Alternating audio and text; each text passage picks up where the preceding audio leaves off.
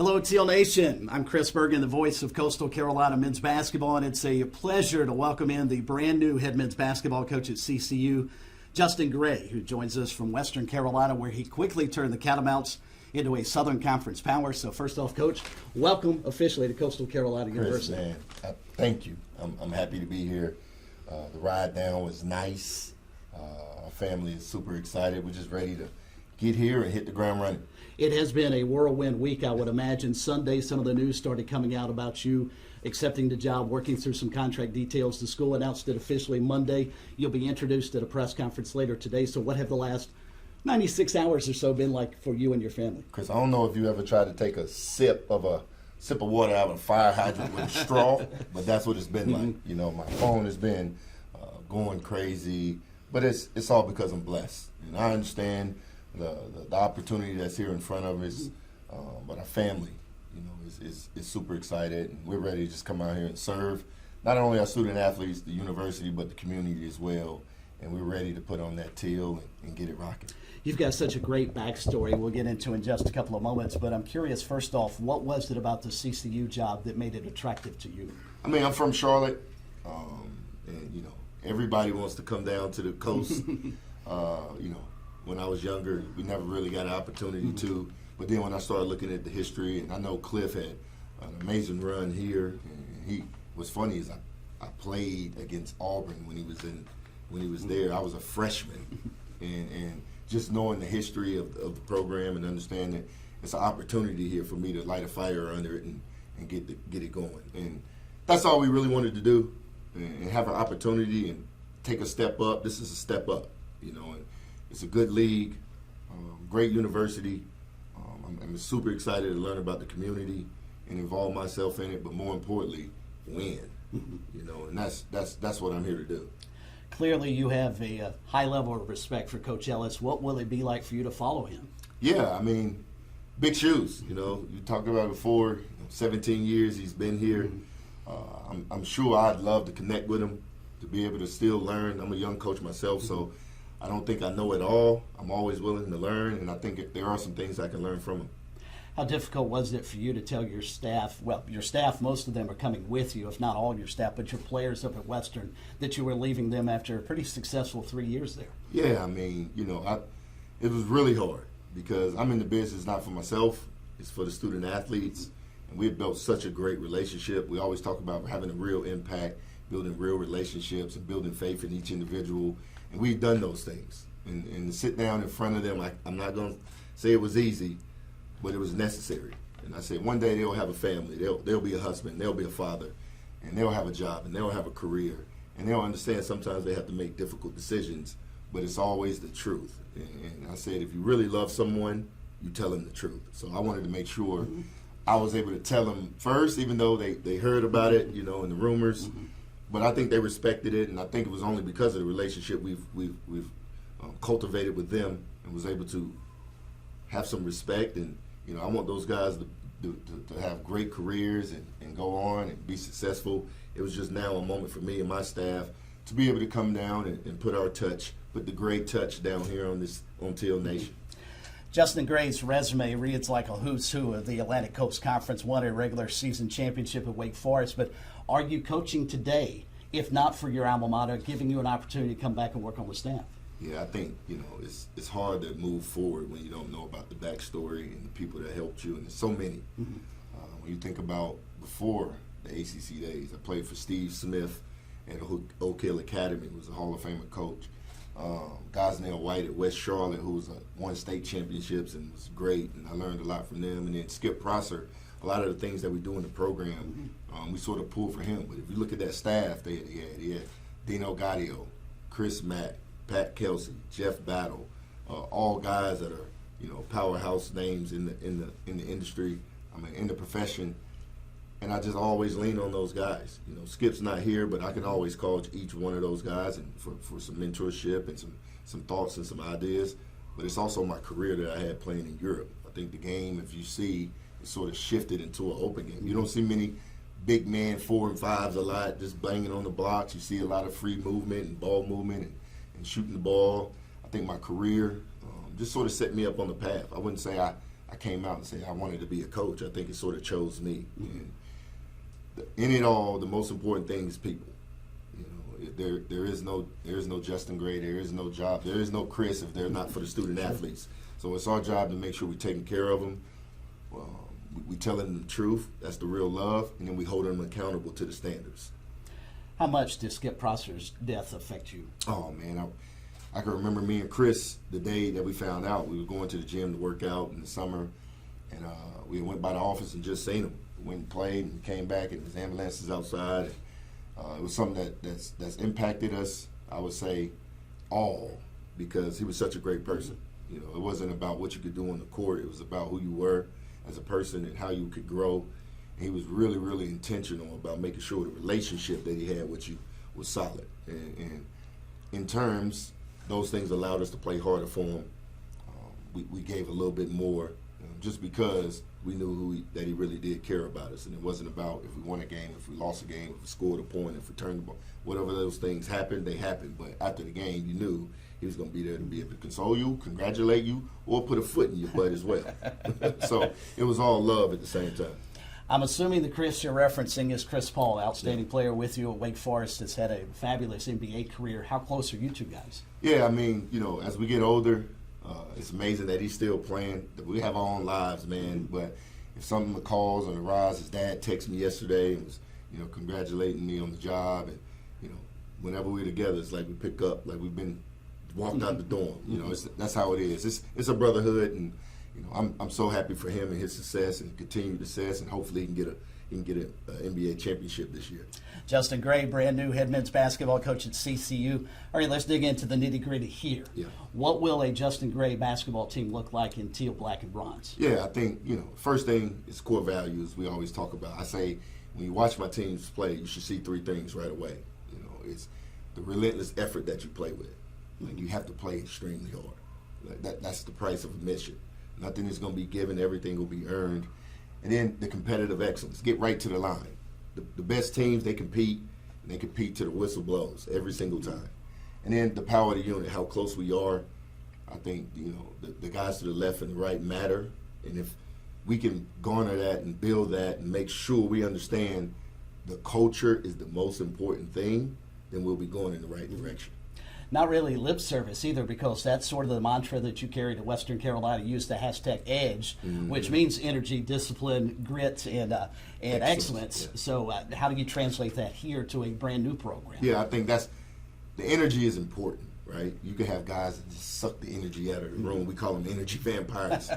They don't last long. I'm just being honest. And everybody. So it's what we do in marketing. It's how we are in the campus. It's how we are when we meet people. Like, we have to bring the right kind of energy all the time. It's always what's next. We did something well, great. We did something bad, all right, we'll learn from it. But what's next, and bringing something positive to it. I think the discipline is necessary in anything. If it's in business, if it's in life, you need discipline.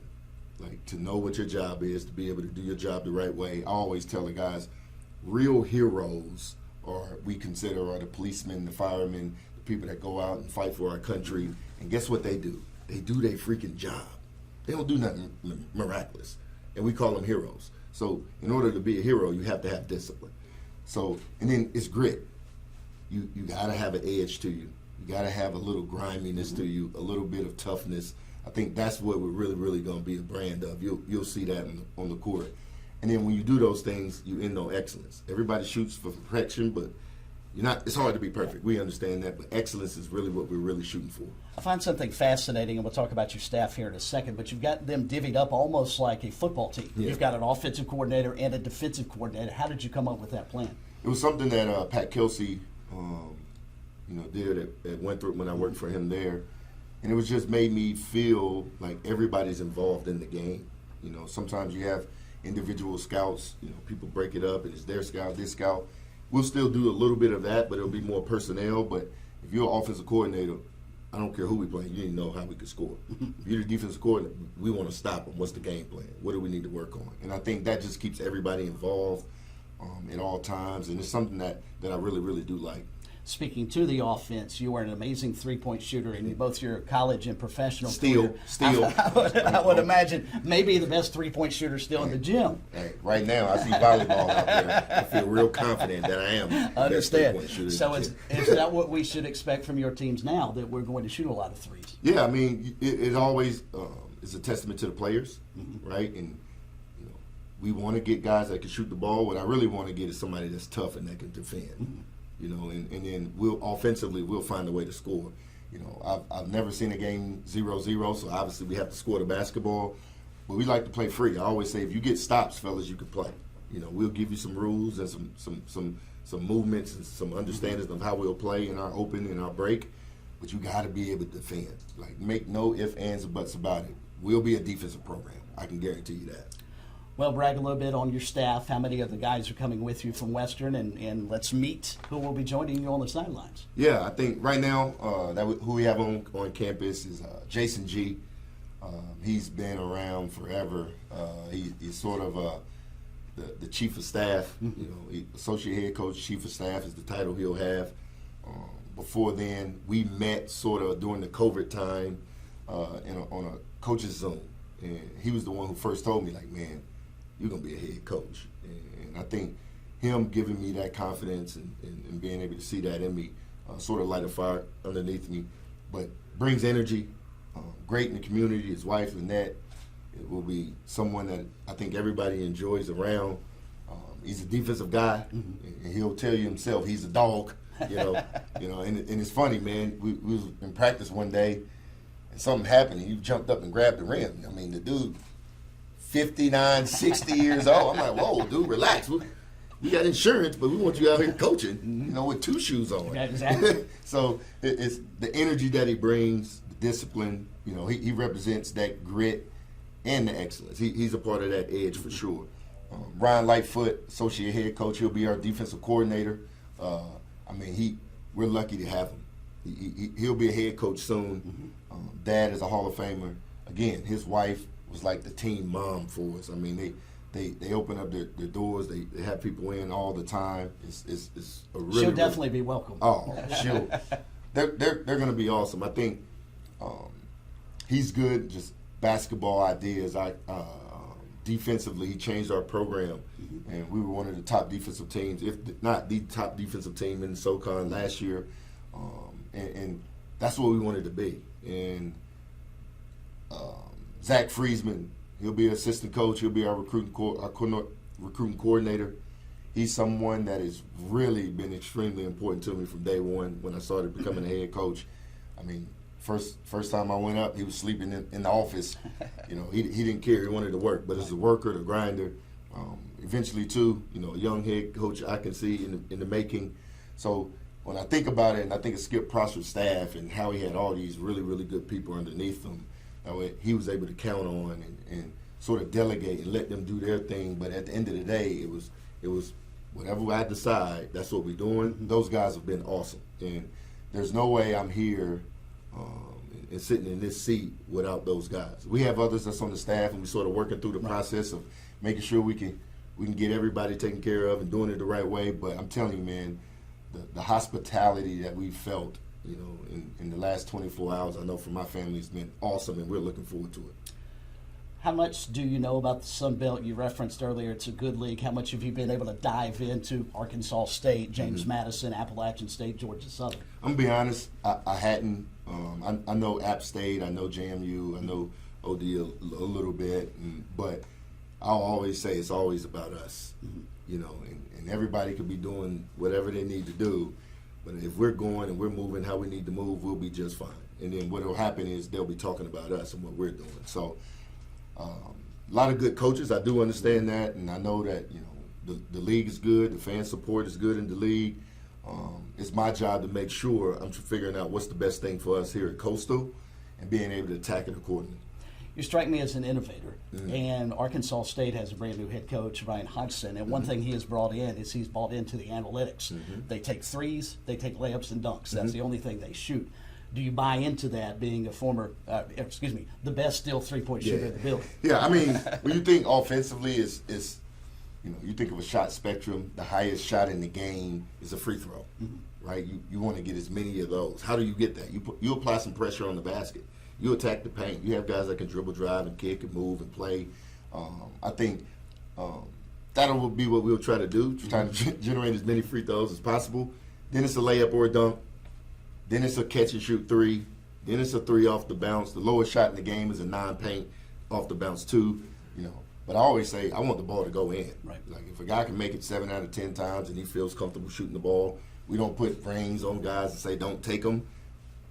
What we don't want is shot takers. We need some shot makers. So we try to give our guys confidence in that area. But we'll figure it out, man. I feel confident that we'll be able to get the right guys in here and evaluate our roster now and see who wants to be a part of what we're doing and who doesn't, and that's fine. Speaking of constructing the roster, you come in at a unique time with NIL being huge and also obviously the transfer portal, but as a head coach, that's all you know because it's here recently. Being a Charlottean, having coached in both states, how much of an edge do you believe that gives you recruiting here in Myrtle Beach and Columbia and Charlotte and elsewhere? Yeah, we recruited the area pretty well. South Carolina, Georgia, North Carolina, Virginia, Tennessee, Florida. We have enough, I call them champions, that'll be able to help us. And I think, sometimes the guys that we always talk about and get lost are your own players. Like we always have to be recruiting our own guys. We always have to make sure we're taking care of them at the highest level. And, but we also hold them accountable, and we talked about the standard a little bit. It's the minimum. We're not trying to get to the standard. No. Don't fall below it. And I think the right ones are attracted to that. And so no matter if it's South Carolina kids from Charlotte, kids from Virginia, Georgia, we want the right ones.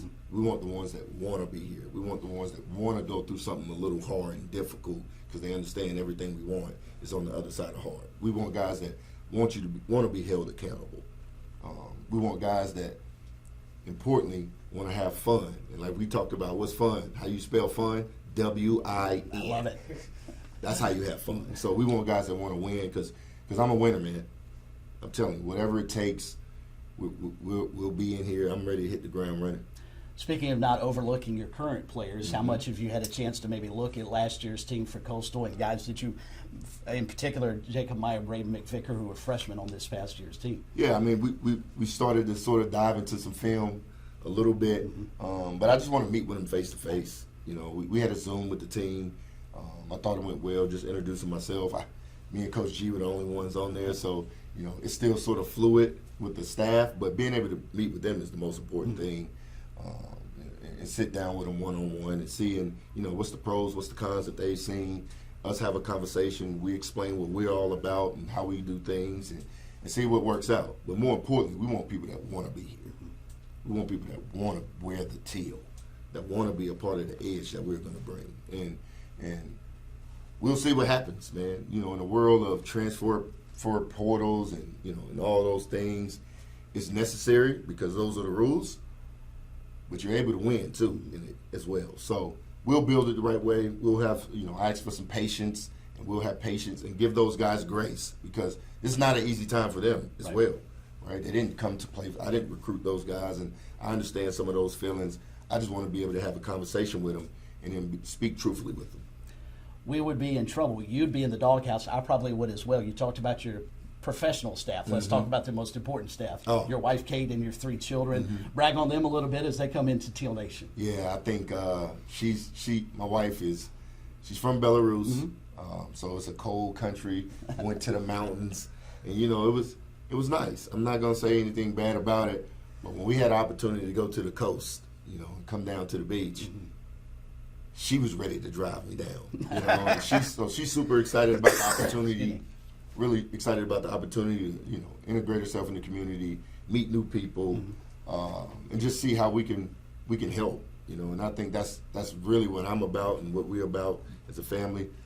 The kids are awesome. My daughter, unfortunately, couldn't make the trip, so she's not here. She's in Houston. She's 10.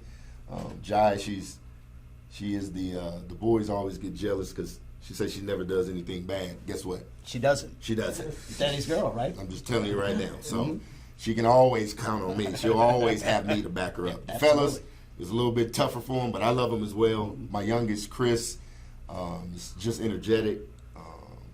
Really good kid. I'm excited for him to make some friends. He's asking about soccer and basketball and playing sports and doing those things, so it's fun. My oldest, JJ, is 14, 8th grader. Probably will be one of my recruits, here shortly that we'll be recruiting. But loves the game, playing basketball, has a tournament up in Rock Hill this weekend, so he'll be taking off on Friday, and I'll be the AAU dad that's there supporting them. But man, family is the most important thing for me. Being able to take my kids to school is something that I'm really passionate about. We don't spend a lot of time, doing those things a lot as coaches, because the profession is always calling and pulling you in different directions. But got to make time to love on yours. It's going to be harder for you to coach those guys out there or watch your son play this weekend when you don't have an opportunity to influence the game. Oh, it's a long ride home. I'll leave it at that. So I love him to death. I'm his dad, but I am a coach. But at the end of the day, I'm his dad. And all I want him to do is really have fun. But if you're gonna play hard. And he takes it. He's been doing well. And I'm excited just to see his growth. Truthfully. Talked earlier about your professional career overseas, played 12 years overseas with your wife being from Belarus. How many languages do you speak in the house? Oh, man. I would say I speak French, Russian, Spanish, English, but it's probably like 10 words of each. My Russian isn't that – I can understand it, but it's horrible. Like I'm Southern now. I do have a little twang to me. So they'll pick on my youngest son. It's always funny because his Russian, his accent he has a little twang to him too. So it's funny when you hear him speaking Russian. But the ability to be able to travel the world, playing a game, that we play for free. That's what I was saying. It was nothing but a blessing being able to meet people and have so many connections across the country here, and then going across the water, and now it's so many different countries that I can call on people and ask about things, or they're always trying to help me as well. So truly blessed, man, truly blessed. Basketball, I think, has been good to both of us. Yes, man. It's one of the things I always tell the guys is don't let the game use you, use the game, because basketball can chew you up and spit you out. We always say as a staff, it's our job. Coach Lightfoot came up with this: is to recruit them, to raise them up, and then release them. And when we're releasing them, we want them to be ready for the real world. We want to win games. We want to cut down nets. We do. But in 10 to 15 years down the line, when we see them married, they have kids, they're professionally, they're doing whatever they want to do, they're successful, that's when the wins, that's when the real banners are hung, right? That's where the real championships are hung and won for coaches. So I'm excited. I'm young in the profession, but I'm excited about those things. I'm excited when guys when Nicholas Robinson, who was one of my first recruits, calls me saying he's having his first child and he's engaged. Like, those things excite me, and he's a professional athlete. Those things excite me, and and I know the list will get longer as time goes on. And I tell him it's not a rental. This is not a 4-year deal. It's a 40-year deal. It's a lifelong relationship. No matter where I am, you can call on me, and if I can help you, I'm gonna help you. If I can't, I'm gonna tell you I can't. But we'll try to figure out how we can get you going in the right direction. That's a part about the job that I really, really do enjoy, the ability to serve. You've gotten through the hard part. Before we let you go, I'm going to ask you, or you've gotten through the easy part. I'm going to ask you the most difficult question. You're a Western North Carolina guy, as am I. So vinegar or mustard-based barbecue? And be careful with your answer now, because you're in South Carolina now. And we out on the East Coast. As long as I'm not cooking it, then I'm good. I eat. I'm telling you, man, I'm definitely not at a playing weight because I like barbecue. So I'm not gonna get myself in any trouble. You're a smart man. But I definitely will eat it. So as long as I got some cornbread or some baked beans or some collard greens on the side, I'll be ready to go. So take note. bringing me some of that.